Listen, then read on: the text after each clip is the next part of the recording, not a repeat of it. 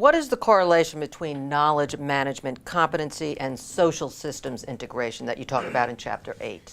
Assuming that you had a focus on how to have the right knowledge at the right time in the right situation, then you would know how to address social issues, governmental issues, economic issues, because you had a database that said, given what we know for sure, we've separated the myth, the false statements, the false people, the liars, the connivers, the racketeers, and all the cheaters.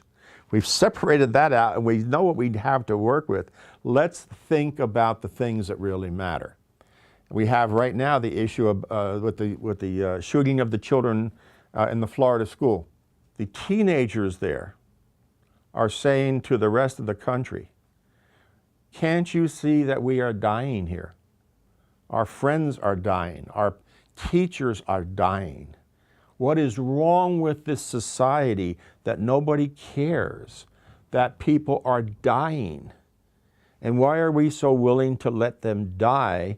We must focus on the issue, we must change our priorities, and we have to solve this problem. Let's think critically, let's stop people from dying unnecessarily.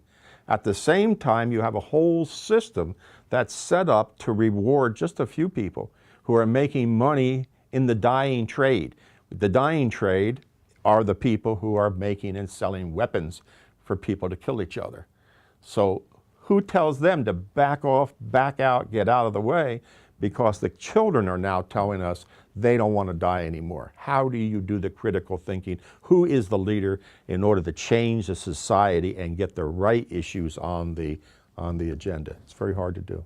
And does your book touch on ways that this can be accomplished? Especially this particular issue? Absolutely, because one of the things that I was able to discern with the many years I invested, which was over 2 decades, to create all the thoughts and competencies and all the ideas, and the book is full of like 50 different graphics of how to think differently and models for making decisions. I found out that you actually have to put in front of people, you have to say, okay, these are the knowledge areas, these are the issue areas.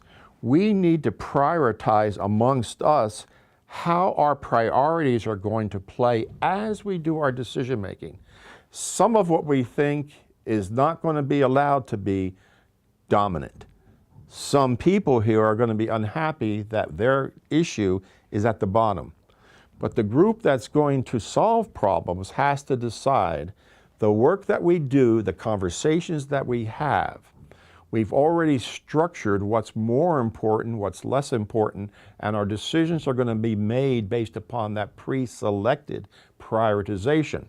We cannot allow anybody in the group to then say later on, well, I haven't said very much today or yesterday, but I'm not going to vote for that because I'm just unalterably opposed to anything.